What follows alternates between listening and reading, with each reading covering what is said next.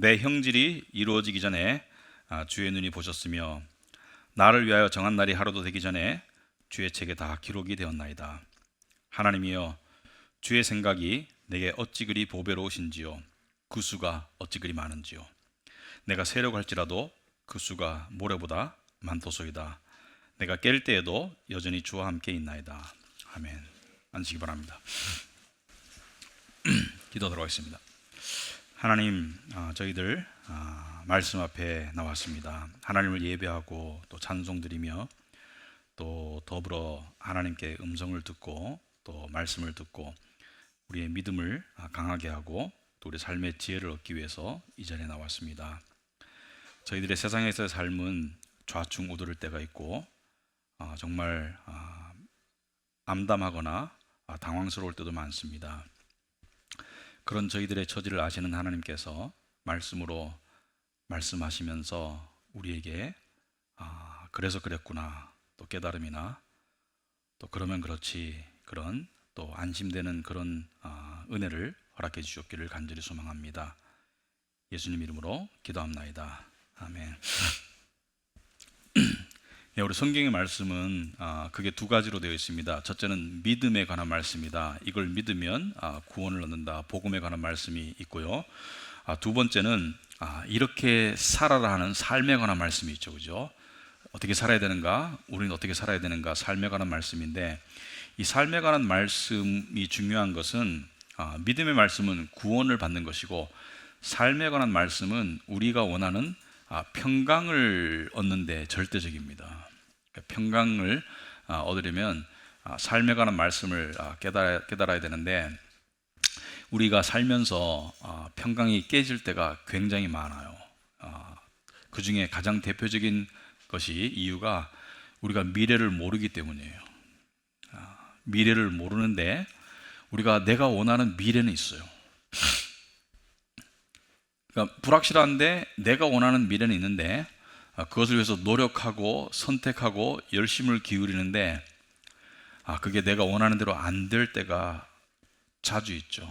종종보다는 더 자주 있는 것 같아요.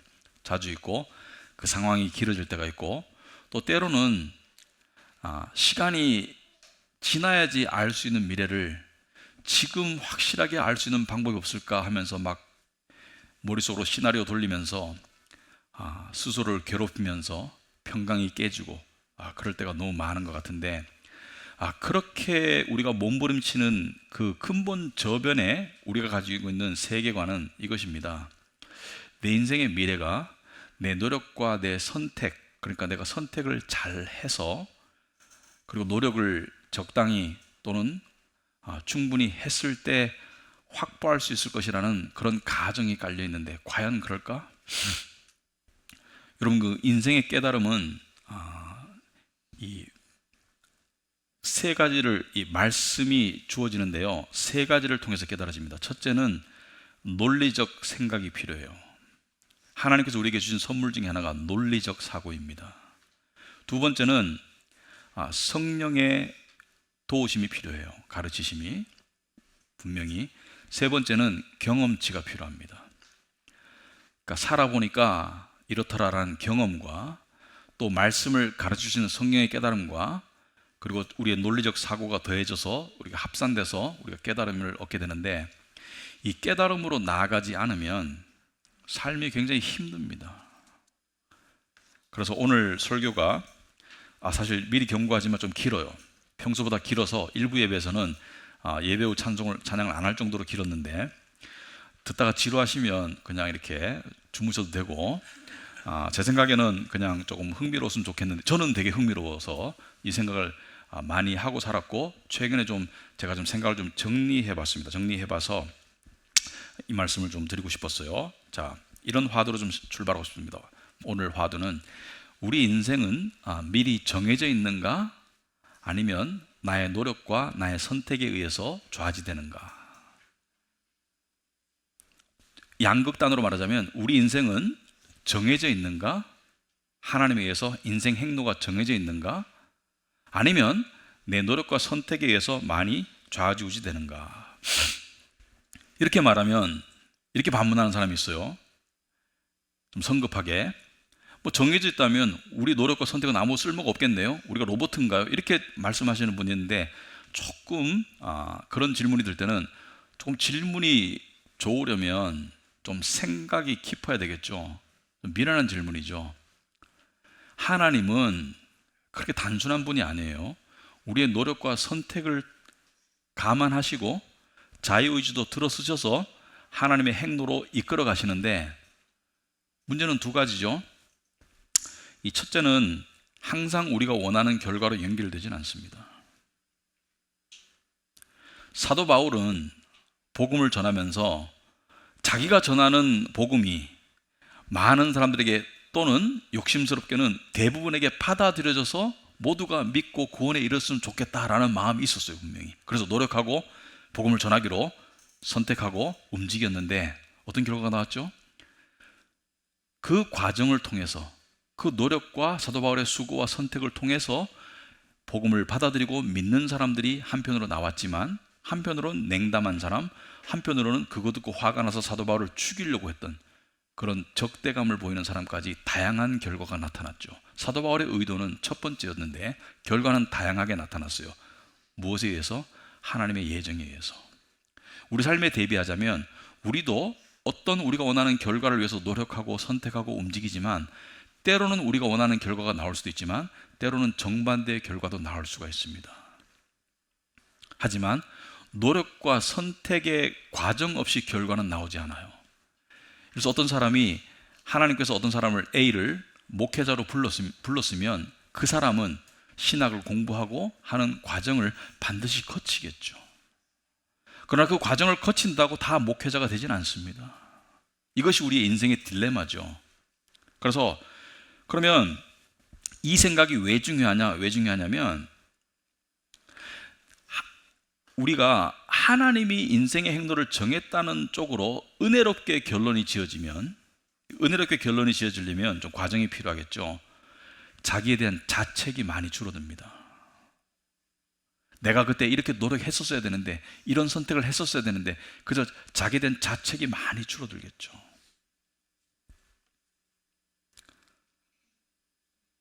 그렇다 해가지고 모든 문제가 해결되지는 않습니다. 왜냐하면 하나님에 대한 의문과 원망은 남아있어요. 그래서 오늘 그런 부분을 살펴볼 텐데 저는 결론을 가지고 얘기하는 겁니다. 인생의 행로는 정해져 있습니다. 정해져 있다는 결론을 가지고, 왜냐하면 말씀이 이렇게 가르치기 때문에, 그리고 제가 살아보니까, 제가 논리적으로 생각해 보니까, 제가 제 자신의 삶이나 주변의 삶을 관찰해 보니까 행로가 정해져 있는 게 맞아요. 말씀이 맞아요. 그래서 오늘 말씀 보시면은 이런 주장을 이런 주장을 뒷받침하는 여러 구절의 여러 군데의 성경 말씀 중에 하나를 제가 꼽았는데요. 16절에 보시면은 이 다윗 왕이 이렇게 말하고 있죠. 내 형질이 이루어지기 전에. 여기서 말하는 내 형질이라는 것은 여러분이 그 임신하고 나면 그 가서 초음파를 보면 이 안에 보면 처음에는 인간의 형체가 아니고 뭐 아메바 비슷한 게 하나 들어있죠, 그죠? 한 1개월쯤. 근데 좀 시간이 지나다 보면은 이렇게 형체가 갖추어지면서 성별이 구별될 수 있고 이렇게 인간의 형성을 갖춰가는데 처음부터 이렇게 인간의 형체로 되어지지 않죠. 형질이 이루어지기 전에라는 것은 어머니 뱃속에서 내가 형태가 만들어지기 전에 주의 눈이 보셨다는 것은 주가 나를 아셨고 택함의 교리를 포함하는 것이죠. 그리고 나를 보호하셨으며 나를 관찰하셨고 나를 인도하시고 여러 가지 하나님의 사랑의 개념이 들어있고요. 그 다음 말이 중요합니다. 나를 위하여 정한 날이 하루도 되기 전에 주의 책에 다 기록이 되었나이다.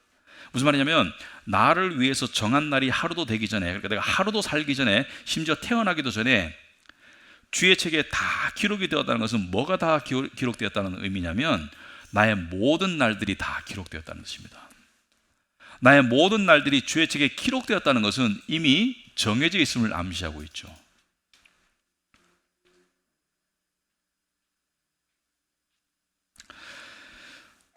이 다윗은 이 시편 139편을 쓸 때쯤 아마 나이가 조금 들었을 때인 것 같아요. 자기가 살아보니까 자기가 노력하고 자기가 선택해서 운명을 좌지우지하는 게 아니었고 하나님의 책에 이미 쓰여진 자기의 인생을 자기는 따라서 살 뿐이라는 것을 깨달았던 거예요. 그러므로 다 정해져 있다는 것을 깨닫고 이것을 받아들였는데, 이것을 받아들이면 어떤 결과가 오냐면 삶의 요동침이 많이 줄어듭니다. 뭐냐면 지금 발생된 상황도 내가 뭐 잘못된 선택을 해서, 물론 그걸 들어 쓰셨겠죠. 하나님께서 잘못된 선택을 들어 쓰셨겠죠. 내가 노력이 부족해서 들어 쓰셨겠죠. 또 반대로 내가 노력을 많이 해서 선택을 올바르게 해서 일이 잘 풀려서 다 들어 쓰셨겠죠. 그러나 그 행로만큼은 정해져 있는 거였어요. 그리고 미래를 바라볼 때도 다 정해져 있다는 것을 받아들이면 그렇게 요동칠 일이 줄어듭니다. 나한테 달려있다고 생각하는 것만큼 불안하고 이렇게 좀 긴장되는 게 어디 있겠어요? 나한테 다 달려있어. 내 인생의 행로가 나한테 달려있어. 내 하기 나름이야. 이렇게 여러분 그 자서전을 읽을 때 조심하셔야 돼요. 자서전, 기독교 안에도 자서전이 많은데, 자서전은 마치 내가 이런 정말 기발하고 멋진 인생을 살게 된 원인과 그 근본 이유는 바로 나의 이러한 탁월한 노력, 탁월한 선택 때문이었다. 이렇게 자서전이에요, 사실은. 그러나 그 사람이 그런 인생을 살게 된 것 또한 하나님의 미리 정하심에 들어있기 때문에 그런 인생이 사라졌던 것이지, 자기의 노력과 자기의 선택이 그걸 좌지우지한 게 아닙니다. 우리나라를 대표하는 기업가 중에 정주영 씨라고 있죠. 현대그룹을 이렇게 정말 도약시킨 분인데, 그분의 자서전에 보면 기이한 행동이 많죠. 뭐 배를 가지고 막 가라앉힌다든지 뭐 어떤 기이한 행동이 많죠. 그래서 그런 기이한 행동 때문에, 돌출적인 행동 때문에 그 사람이 이렇게 성공했다고 말하는데요. 일반 사람이, 그러니까 만약에 그렇게 일반 사람이 했으면 99%는 다 망했어요. 근데 그 사람이 성공한 이유는 그 사람이 별나서가 아니고 하나님의 그 사람을 향한 인생 행로 속에 그게 있었던 거예요.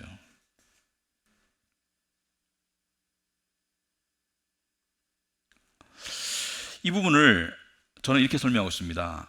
우린 하나님의 교리 중에 하나님의 예정과 예지라는 교리가 있거든요. 예정은 미리 정하셨다, 이 예정입니다. 예정하셨다. 예지는 미리 아신다. 그런데 어떤 교단에서는, 어떤 기독교에서도 어떤 사람들은 예지를 안 받아들이는 교단은 없습니다. 예지는 하나님은 전능하시니까 우리가 앞으로 어떻게 살아갈 것을 미리 다 아신다. 그러니까 무당은 틀릴 수 있지만 하나님은 틀릴 수 없다. 하나님은 우리의 과거, 현재, 미래를 다 보시고 우리가 어떤 선택을 할지, 어떤 삶을 살아갈지, 우리가 언제 죽을지 다 아신다. 예지하신다. 하지만 미리 정했다고 하면 우리가 꼭두각시 아니냐 이렇게 말하는 교단이 많아요. 그러나 성경에서 말하는 예정과 예지는 올바르게 이해하자면 하나님이 미리 정하셨기 때문에 하나님이 미리 아시는 거예요. 동전의 양면과 같은 거예요. 똑같은 얘기를 하고 있는 거예요. 하나님이 미리 정하셨기 때문에 하나님이 미리 아시는 거예요. 이것을 함께 설명한 성경 구절이 있습니다. 여러분 사도행전 2장 23절 오시면은, 이 사도행전 2장은 오순절 사건 때문에 정말 이 힘을 받은, 그 첫 번째 어떤 능력을 받은 그런 소수의 기독교인들, 그 중에 베드로가 일어서 가지고 그때 예수님을 안 믿었던 유대인들을 향해서 이 기적을 본, 오순절 기적을 본 유대인들을 향해서 설교하죠. 그 설교 과정에 너희들이 예수님을 죽였다, 그렇게 설교를 하죠. 그죠? 너희들이 예수님을 죽였다. 그런데 어떻게 죽으셨어요? 사도행전 2장 23절에 이 예수께서 버림을 받으신 것은, 여기서 누구에게 버림을 받았어요? 유대인들에게 버림을 받으신 것은 하나님이 정하신 계획을 따라, 예정을 말하죠. 미리 알고 계신 대로 된 일이다. 예지를 말하죠. 하나님이 정하시고 미리 아신다. 그대로 나오죠. 예정과 예지가 나오죠. 여러분은 그를 무법자들의 손을 빌어서 십자가에 못 박아 죽었습니다. 여러분들이 그를 죽였지만 이미 하나님의 예정 가운데 있었고 예정하셨기 때문에 하나님도 예지하시고 다 알고 계셨어요. 그러니까 예정과 예지는 따로 노는 게 아니에요. 같이 가는 거예요.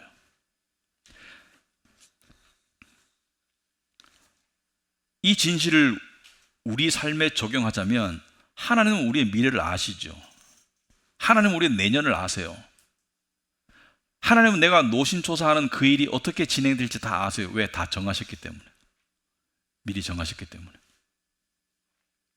이 진리가 왜 중요한가? 어떤 사람께 말합니다. 이 진리를 받아들이면 체념적인 운명론에 빠지는 거 아니냐? 아니요. 그건 오해고요. 깊이 제대로 깨달으면 이 진리를 깊이 제대로 깨닫는 것은 그 하나님이 어떤 분이신가를 이따 설명했지만 까지 깨달으면 이 진리가 우리의 삶에 있어서 어떤 동요나 어떤 불안이나 이런 걸 많이 줄여줄 수 있습니다.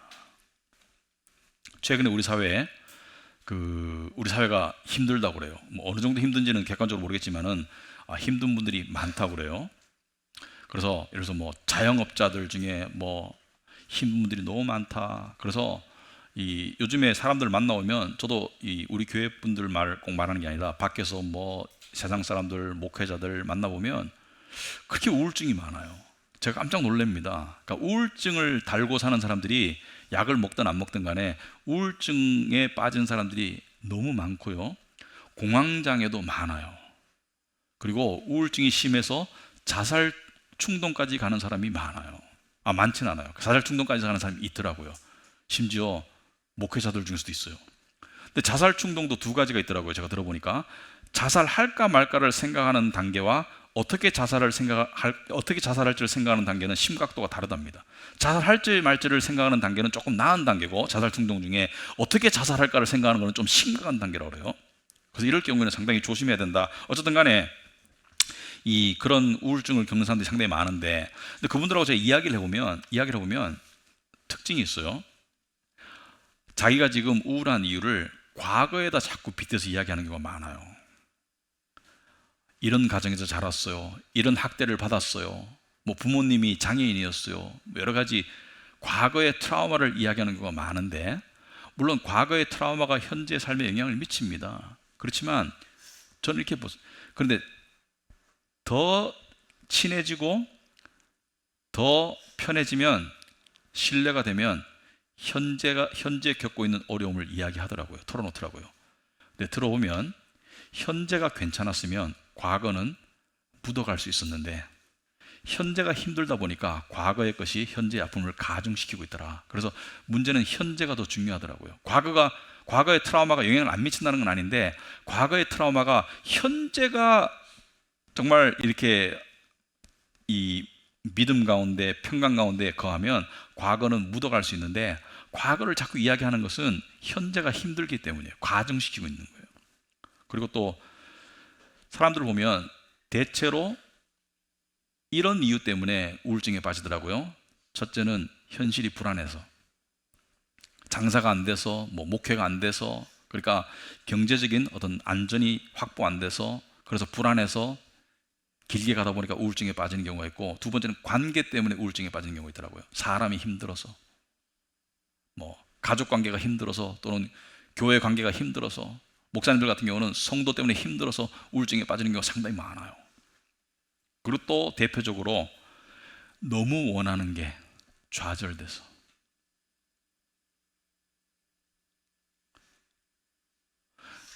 또는 너무 일어나지 않기를 바라던 상황이 일어나 버려서, 이 상황은 안 일어났으면 좋겠는데 일어나 버려서, 그래서 우울증에 빠진 사람이 많더라. 그런데 이들의 공통적인 특징이 있습니다. 공통적인 특징은 자책이 심해요.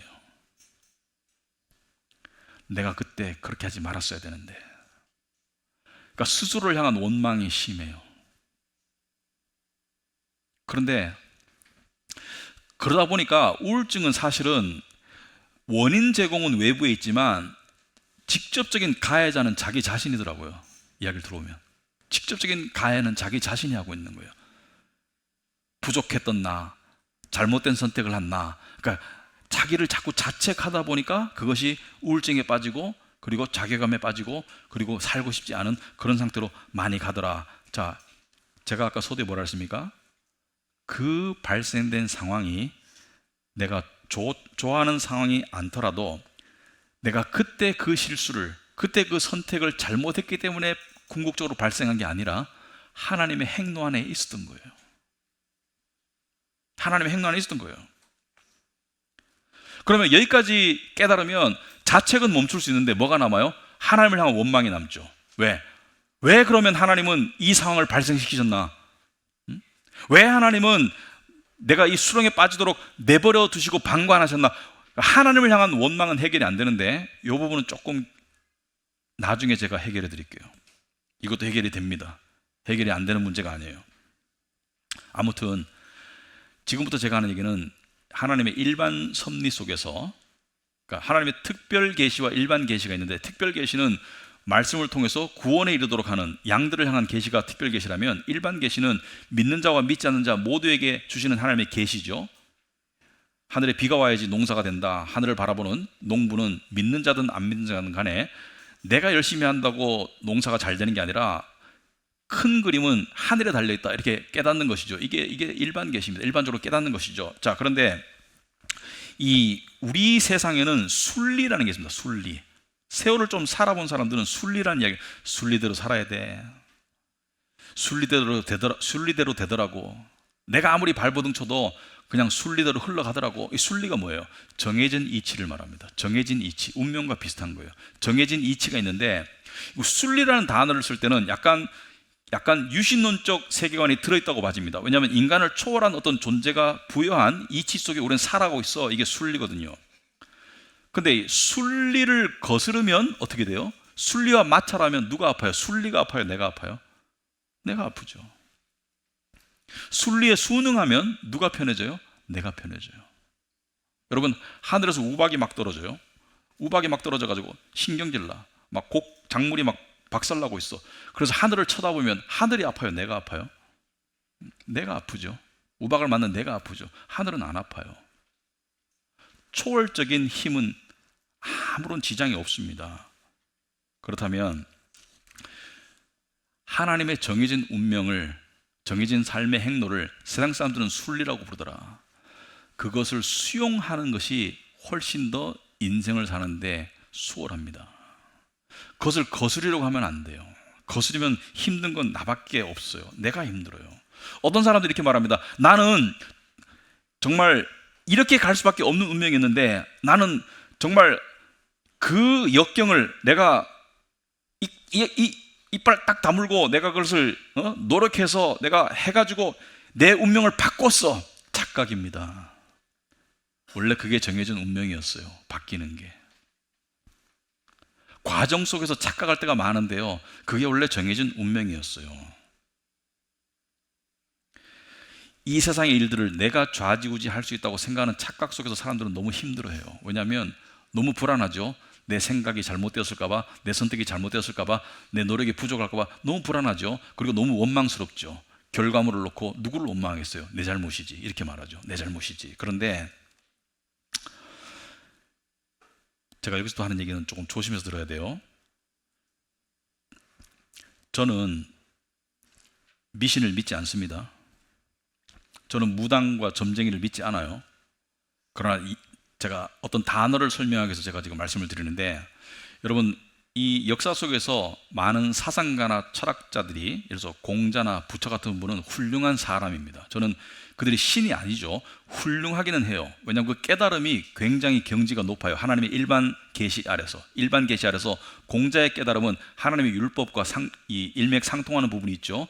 부모를 공경해라, 나라에 충성해라, 성경에도 권위에 순종하라, 일맥상통하는 부분이 있고요. 아리스토텔레스를 제가 존경하는 이유는, 아리스토텔레스는 정말 신에 대한 정의가 너무 멋져요. 이렇게 정했습니다. 자신은 어떤 것에 의해서도 움직여지지 않으면서 모든 것을 움직이시는 분이 신이다. 너무 멋있지 않아요? 자신은 어떤 것에 의해서도 움직이지 않으면서 뒤에서 모든 것을 움직이는 분이 신이다. 너무 성경에 우리 하나님과 일맥상통하지 않아요? 그래서 저는 일반 계시도 작용한다고 생각하는데, 일반 계시에서 제가 소개하고 싶은 단어가 있어요. 그게 팔자라는 겁니다. 팔자라는 말 쓰죠. 여러분, 젊은 사람들 잘 안 쓰나요? 내 팔자가 이래서 이러면, 팔자가 뭐예요? 팔자라는 것은 세상에서 말하는 정해진 운명입니다. 이것이 어디서 나왔냐면 명리학에서 나왔어요. 명리학이라는, 그러니까 이 팔자라는 것, 이 사주와 함께 붙어서 사주팔자라고 말하면 어떤 사람은 전보나 생각하는데, 이 초월적인 어떤 영적인 힘을 이용해서 무당 점치는 게 아니라, 사주팔자는 학문입니다. 학문.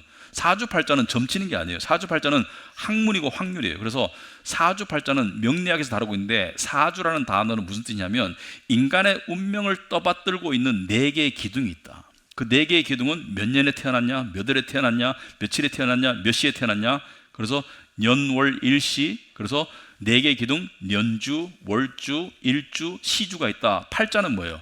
각각의 주가 2글자로 되어 있죠. 년주.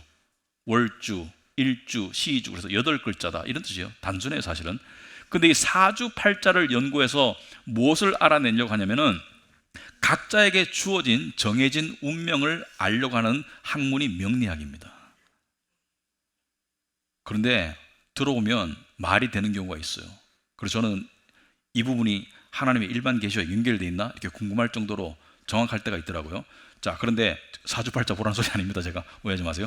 어쨌든 간에 이 팔자라는 것이 세상 사람들이 말하는 정해진 운명이라는 뜻이에요. 사주팔자가. 그런데 이런 사람이 있어요. 아유, 내 팔자는 정말 서로 사나워.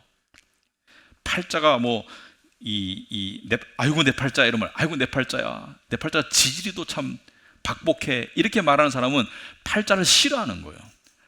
팔자를 거부하는 마음이 있는 거예요. 그런 사람은 행복하지도 않고 그런 사람은 성품이 나아지지도 않아요. 세상 사람들 기준으로 봤을 때. 그런데 어느 사람이 이런 사람이 있습니다. 아이고 삶이 보니까 매우 고달프시네요.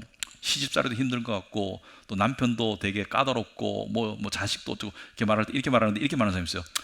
이게 제 팔자르니 하고 살아갑니다. 언젠가 또 제 팔자가 달라질 때가 있겠죠. 이 사람은 그 상황에 비해서는 비교적 마음 상태가 평온하죠. 그리고 성품도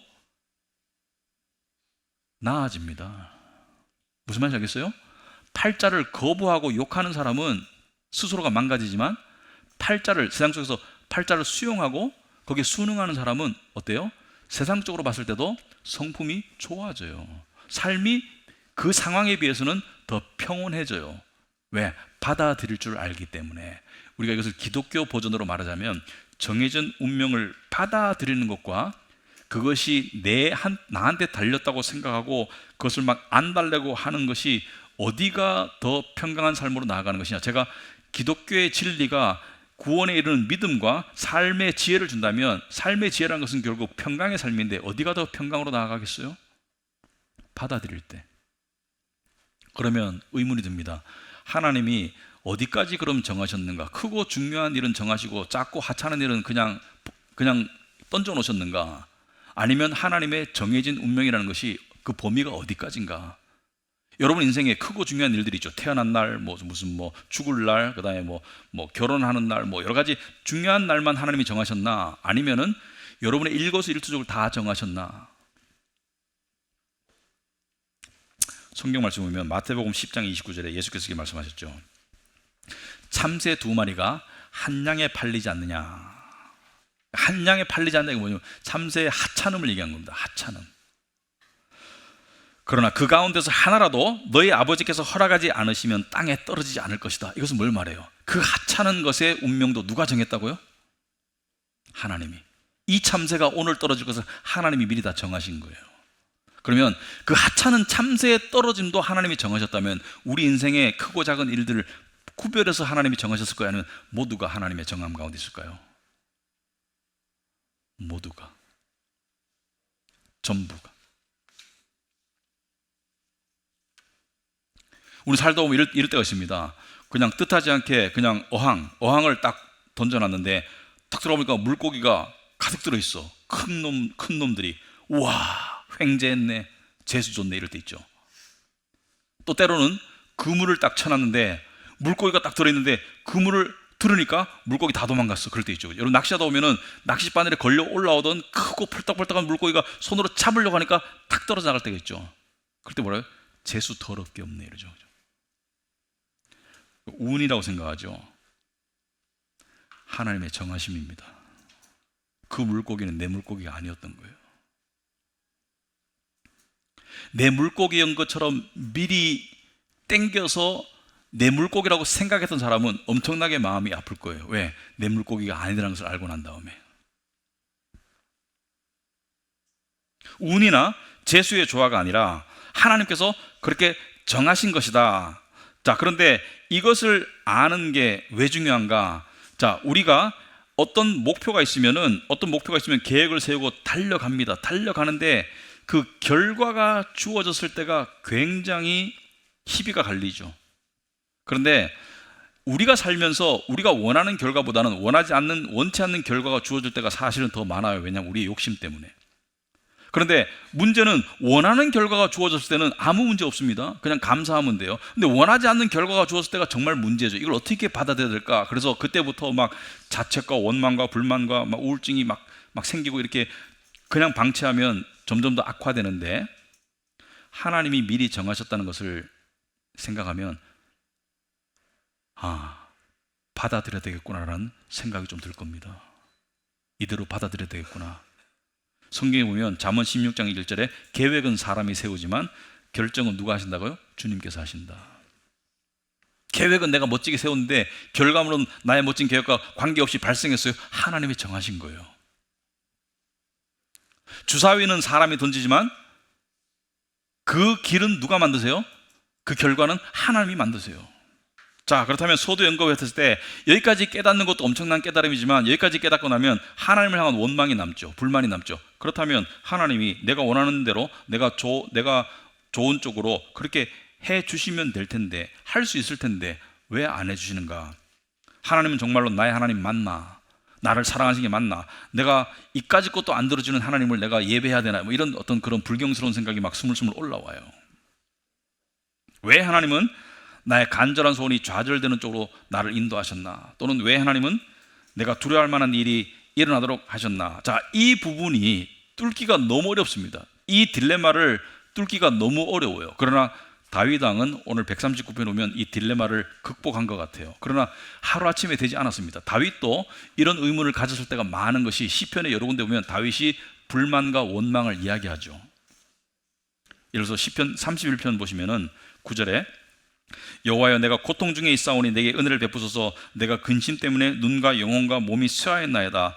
자, 여기까지 읽어보면 그냥 도움을 구하는 것 같아요. 근데 그것보다는 좀 더 원망이 섞여 있습니다. 내 일생을 슬픔으로 보내며, 사실 이거는 내 일생을 슬픔으로 보내며 나의 연수를 탄식으로 보내며 내 기력이 나의 죄악 때문에 약해지며 나의 뼈가 쇠하소도이다. 이게 말하는 거 보면은 자기 모든 인생이 슬픔 가운데 있는 것처럼 과장해요.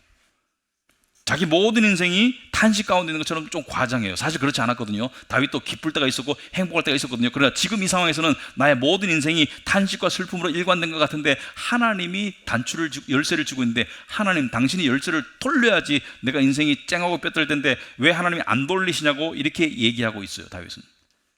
그러나 오늘 16절 17절에 보시면 이렇게 나와 있습니다. 나의 날들을 다 정하신 하나님께, 17절에 다윗은 이렇게 말합니다. 하나님이여, 주의 생각이, 여기서 말하는 생각은 나의 인생 행로를 정하신 그 하나님의 생각을 말하죠. 생각이 내게 어찌 그리 보배로우신지요. 와, 다윗의 인생에 일어난 일들을 보면 우리는 겪을 수 없는 일들이 일어났죠. 자식들끼리 서로 죽였어요. 가족끼리 서로 미워하는 정도가 아니고 서로 죽였어요. 그리고 자기 아들이 자기를 죽이려고 반란을 일으켰죠. 근데 그 정해진 행로가 하나님 책에 기록된 대로 이루어지고 있음을 보면서도 주의 생각이 내게 어찌 그리 보배로우신지요, 그 수가 어찌 그리 많은지요. 어떻게 이런 고백을 할 수 있을까? 어떻게 이렇게 고백할 수 있을까? 그렇게 할 수 있는 이유는 그 고난의 재료들이 사실은 자기 자신을 향한 하나님의 선하신 뜻이었다는 것을 깨달았기 때문입니다. 이게 정말 어려워요. 왜냐하면 우리는 고난과 고통 가운데 있을 때 내 생각, 내 느낌, 그리고 내 원망, 내 불만, 내 우울에 파묻혀서 딴 거를 잘 보지를 못해요. 그러나 내가 하나님을 보기 시작한다면, 하나님을 보기 위해서는 전제가 이것이 돼야 되죠. 이 또한 하나님이 정하신 인생 행로였다는 것을 받아들인다면 그 다음 질문은 뭐예요? 하나님 왜 이렇게 하셨나요? 이 질문이죠. 하나님 왜 이렇게 하셨나요? 하나님 나쁜 분이 아닌데, 하나님 선하신 하나님이고 나를 사랑하신 하나님이라고 하는데 하나님 왜 이렇게 하셨나요? 라는 의문이 들면서 하나님을 보게 된다면, 이 전환점은 두 가지를 통해서 옵니다. 첫째는 하나님의 선하심을 받아들여야 됩니다.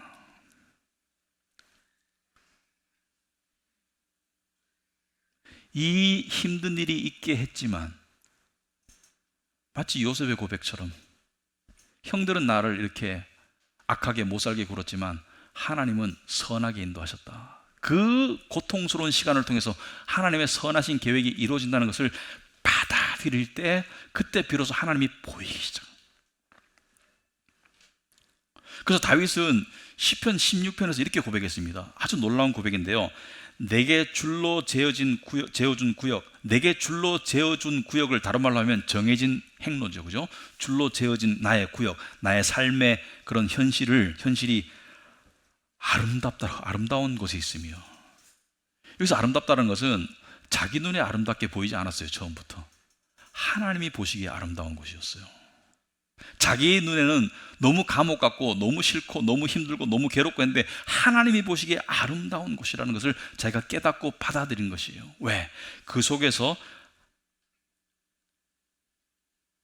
이상하게도 나한테 쓸데없이 보이는 이 고통이나 이 불확실이나 이 절망이나 이런 것들이 더 값진 영적인 무언가를 만들어낸다는 것을 알게 된 거예요. 근데 모든 사람이 이리 가지 않습니다. 안타깝게도 사실 대부분의 사람들은 그 절망 속에서, 원망 속에서, 의문 속에서 그냥 살아가요. 이게 안타까운 거예요. 근데 그걸 받아들인 사람은 그때부터 다른 게 보이기 시작합니다. 다른 세계가 열려요.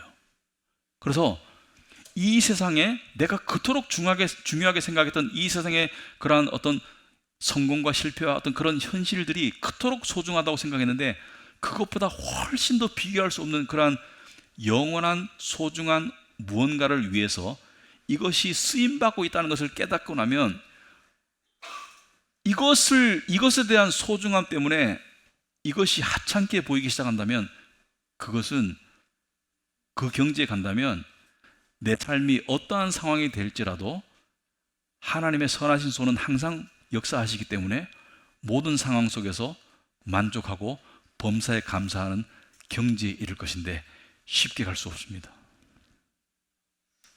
두 번째, 이렇게 하나님에 대한 선하심을 깨닫고 나면 자신의 상황에 대한 새로운 해석이 가능해집니다. 새로운 해석이 가능해진다. 그러니까 지금 나의 삶을 봤을 때 정말 별 볼 일 없고 보잘것 없고 실패한 것 같고, 그런데 하나님의 선한 손길이 보이기 시작하니까 이것이 나의 삶을 향한 하나님의 축복이구나. 말로는 쉽죠. 말로는 쉽죠. 때로는 실패가 축복일 때가 있어요. 근데 그것은 저절로 되는 게 전혀 아닙니다. 그 실패를 통해서 깨달은 것이 축복이 되는 것이지. 예를 들어 어떤 사람이 이렇게 해요. 좋은 일이 생기면 하나님이 되게 감사하고 하나님이 크게 보이고 하나님이 좋아 보이고 하나님과 관계가 좋아요. 근데 안 좋은 일이 생기면 하나님이 싫고 멀어지고 벽치고 싶고 원망하고 싶고 이렇게 돼요. 그 사람 절대 신앙생활 잘하지 않습니다. 왜냐하면 그 사람의 머릿속에는, 그 사람의 신앙은 이런 거예요. 그 사람의 신앙은 성경적인 신앙이 아니라 내가 원하는 방향으로 가는데 뒤따라올 하나님을 원하는 거예요. 내가 쌓는 성에 하나님이 큰 일꾼이 되길 원하는 거예요. 그 사람의 신앙은 자라지 않습니다. 그 경지에서는 절대로 안 자라요. 그러나 하나님의 큰 손이 내가 쌓는 성을 허물 때, 그때 그 허물 때, 그때 하나님의 손이 새로운 것을 쌓는 것을 볼 수 있는 사람이, 그 사람의 신앙이 자라는 거예요. 이건 아무한테나 보이는 게 아니에요. 이것은 대단한 경지인 거예요. 이건 아무한테나 보이는 게, 이거는 자기 사망의 아픔을 겪어야 돼요.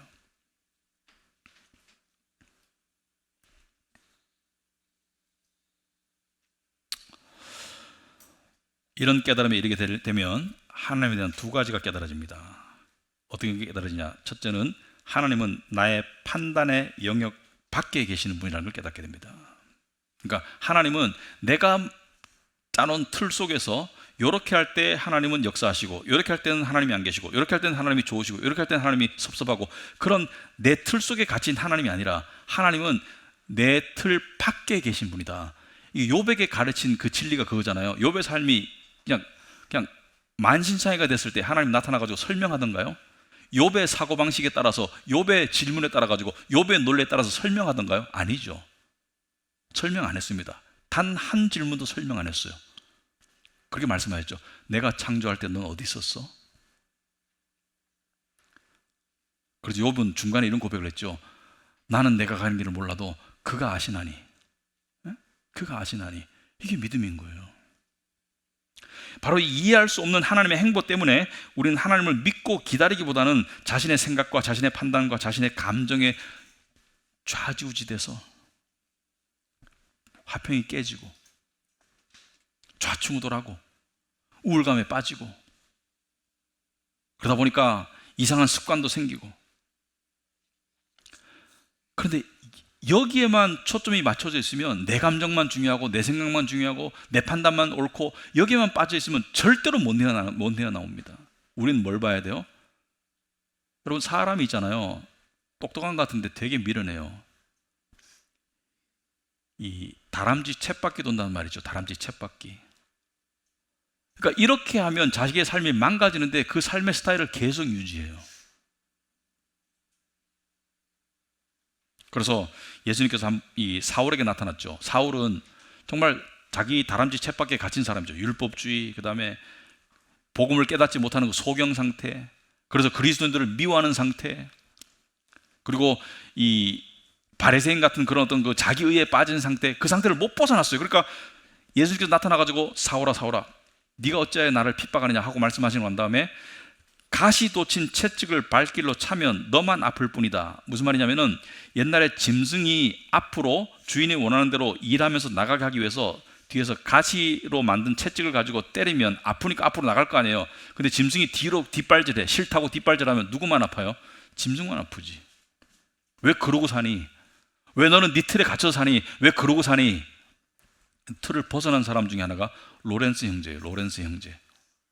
하나님의 임재 연습이라는 것을 쓴 로렌스 형제인데, 굉장히 짧은 책이지만 저는 요즘도 읽고 있습니다. 왜냐하면 읽을수록 너무 단순한데 심오해요, 그 내용이. 근데 로렌스 형제는 17세기에 프랑스에서 태어난 사람인데, 18세에 낙엽이 떨어지는 것을 보고 그때 하나님의 섭리를 깨닫고 그때 회심하게 되는데, 이 친구가 젊어서 전쟁에 나가가지고 부상을 당해가지고 이 영구 불구자가 됩니다. 그래가지고 직장에 들어가요. 당시에 회계사 밑에서 심부름을 했는데 50살까지 했는데 맨날 핀잔 들었어요. 이렇게 이 덜 떨어진 사람이다, 센스가 없다.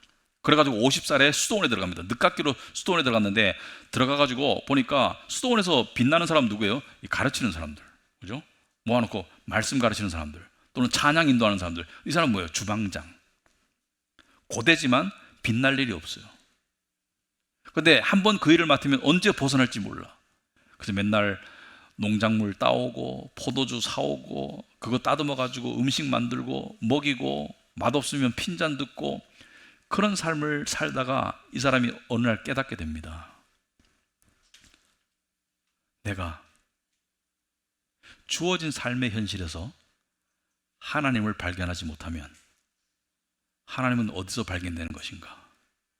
그래서 그때부터 모든 일을 하나님과 대화하면서 했어요. 부엌 일도, 또 어려운 일도, 힘들 때는 기도하면서, 또 좋은 일이 생기면 감사하면서, 의문이 나면 질문하면서, 그렇지만 하나님의 선하심을 믿으면서 일상을 하나님과 살았던 거예요. 근데 이 사람이 하는 말이, 이 일상을 습관으로 만드는 게 너무 중요하다.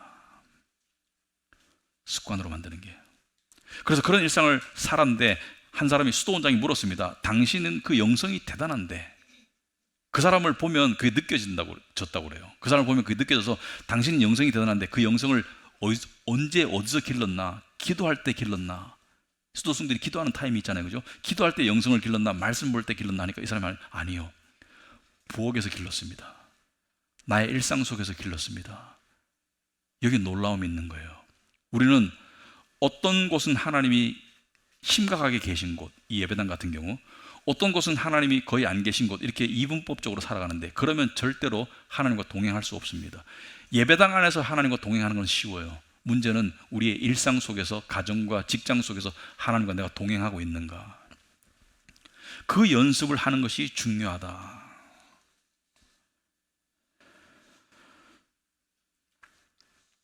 그런데 이러한 깨달음의 경지로 나가는데 방해가 되는 게 두 가지가 있습니다. 첫째는 생각 없는 삶.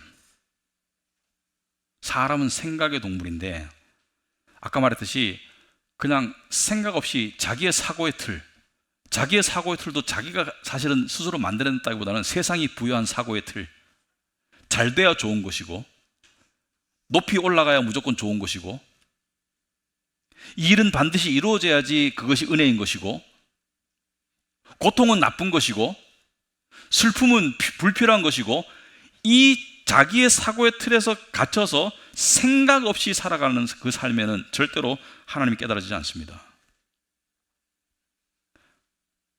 그 속에는 원망과 의문과 불만과 슬픔과 우울과 이런 것만 싹트지 절대로, 그러니까 내 인생은 이럴 수밖에 없어라는 그 사고의 틀에 갇힌 사람은 헤어나기 어려워요. 두 번째, 무엇이 방해되느냐? 하나님의 선하심에 대한 무지가 방해가 됩니다. 우리는 이론적으로 하나님이 선하시다고 믿죠. 하나님이 나에게 선하시다는 것을 아는 것과는 차원이 다른 거예요. 그리 아니하실지라도 하나님 나에게 선하신 분이라는 것을 깨닫는 것은 차원이 다른 거예요. 그거는 쉽게 되지 않습니다.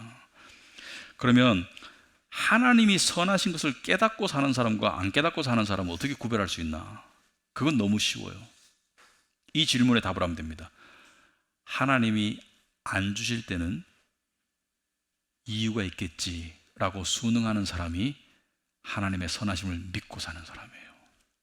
어떤 사람은 하나님 선하세요. 왜냐하면 저에게 제가 원하는 걸 다 이루어주셨고요. 제가 원하는 것보다 더 많이 이루어주셨고요. 저는 성공했어요. 그 사람은 얄팍하게 아는 거예요. 정말 하나님의 선하심을 아는 사람은 고난 속에서 하나님의 선한 것을 깨닫는 사람이 정말 아는 사람이에요. 시절이 좋을 때는 다 장밋빛으로 보입니다. 근데 시절이 안 좋은데 하나님의 선하심을 깨닫는 사람이 정말 깨닫는 사람이에요. 그리고 이 말씀을 꼭 드리고 싶은데요, 사람들은 이렇게 말합니다. 나 어떻게 살아가? 이렇게 힘들어서, 이 상황이 힘들고 저 사람이 나를 괴롭히고 어떻게 살아가? 이렇게 말하죠. 근데 대부분의 경우 자기를 가장 심하게 해치고 윽박지르고 깔아뭉개는 존재는 자신입니다. 자기의 자존감을 짓밟는 게 자신이라고요. 제가 최근에 만난 어떤 목사님이 모임에서 이런 얘기했습니다. 원래 우울한 분이세요. 사실 원래 우울한 분인데, 사실 제가 조금 권면을 해주고 싶은 그런 상황인데, 이 사람이 이번 주에 너무 우울하고 하나님 너무 원망됐어요. 왜? 그러니까 함께 어떤 교회에서 부목사로 있던 분인데, 자기는 이쪽으로 길을 가고 개척하고 그분은 다른 교회 부목사님으로 갔대요. 근데 자기보다 설교도 못하고, 자기가 봤을 때 객관적으로 자기보다 능력도 떨어지고 사역은 자기가 더 잘하고 자기가 인기가 더 많았는데, 그 사람은 그 간 교회에서 분립 개척을 해줘가지고 성공해가지고 지금 성도가 많이 늘어서 큰 교회 목사가 되고 중형 교회 목사가 되고, 자기는 지금 언제 문 닫을지 모르는 이 지경에 이르는데 하나님 너무 원망스럽고 너무 우울하고 너무 삶이 짜증난다. 사실은 그 잘 나가 보이는 그 목사님도 자세히 들여다보면 나름대로의 고난이 있을 거거든요. 근데 이 상황에서 이 상황을 전혀 모르는 이 잘 나가 보이는 이 목사님이 이 목사님을 짓밟았나요? 아니면 스스로가 스스로를 짓밟았나요? 스스로가 짓밟은 거예요. 스스로가. 로렌스 형제처럼 이 부엌이 하나님께서 주신 나의 자로된 나의 구역이다, 이렇게 받아들이고 그 속에서 의미를 충분히 찾을 수 있다는 가망성을 보여준 게 그 사람의 대단한 부분입니다. 남이 봤을 때는 전혀 무의미해 보이고 너무 하찮아 보이고 너무 지루해 보이고 너무 고단해 보이는 그 현실 속에서도 하나님의 은혜를 느낄 수 있다면, 하나님의 복을 찾을 수 있다면 왜 당신은 그 작은 교회 속에서 하나님의 복을 못 찾나? 이거 자신의 문제예요.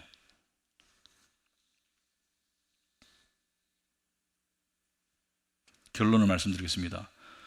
우리는 믿어야 합니다. 믿어야 합니다. 이 현실 속에 하나님이 다 예정하고 정해 놓으셨다면, 하나님의 예정의 이 스토리 속에 우리가 살아간다면, 그리고 이 스토리의 엔딩은 해피 엔딩이죠. 그죠? 우리는 천국에서 끝날 거예요. 이 과정이 어떻든 간에 우리의 마지막은 해피 엔딩이 되겠죠.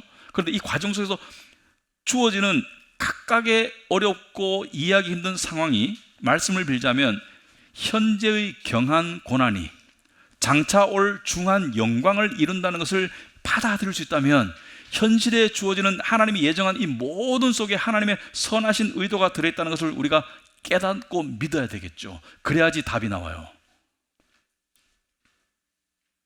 그토록 원했는데 안 주어진 거 하나님 뜻입니다. 선하신 뜻이 있을 거예요.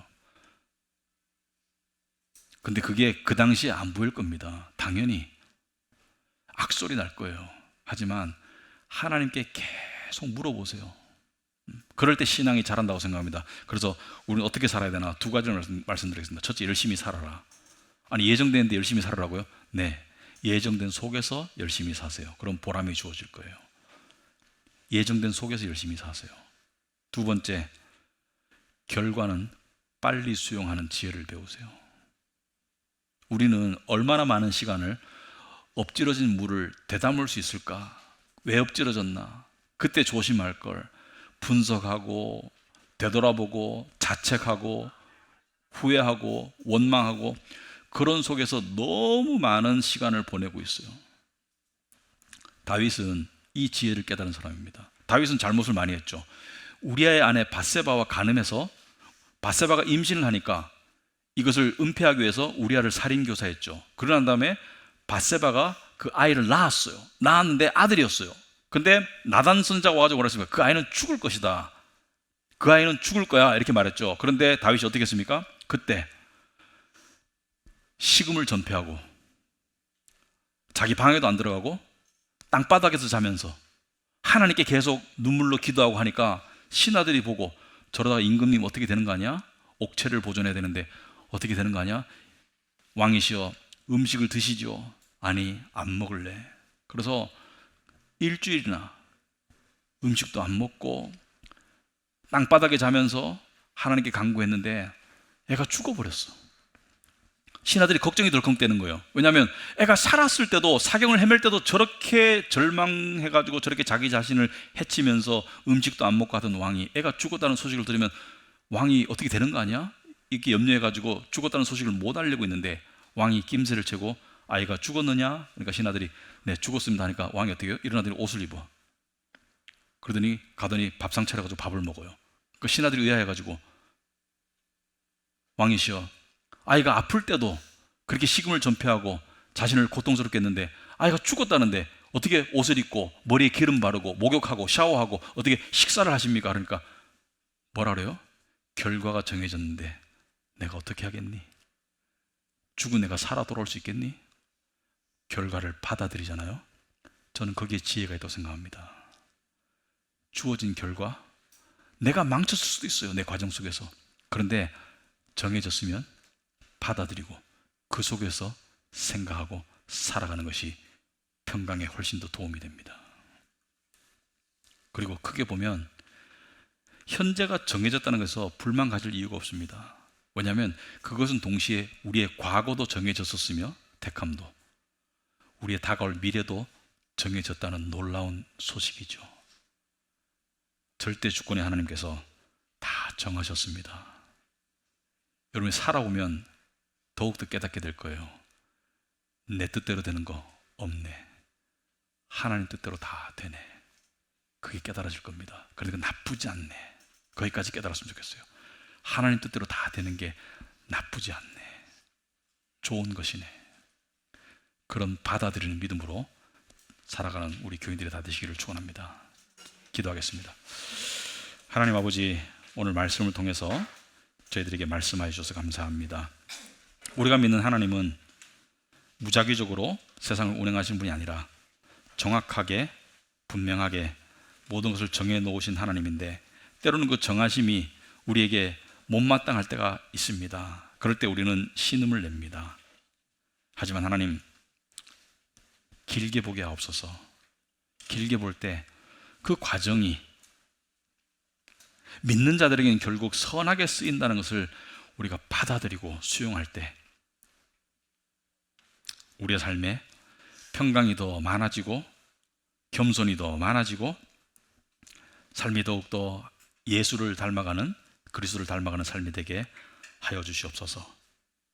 예수님도 진노의 잔을 정말로 마시기 싫으셨지만 하나님이 정하신 길을 수용하고 그 길을 가셨습니다. 그 결과는 놀라운 일이었습니다. 부활의 영광이 있었고 많은 성도의 구원이 있었습니다. 우리에게도 그 쓴 잔이 주어질 때 그냥 그 잔만 바라보지 말게 하시고 하늘을 바라보고 더 큰 계획을 가지고 계신 하나님께 우리 자신을 맡길 수 있도록 믿음 주시옵소서. 예수님 이름으로 기도합나이다. 아멘.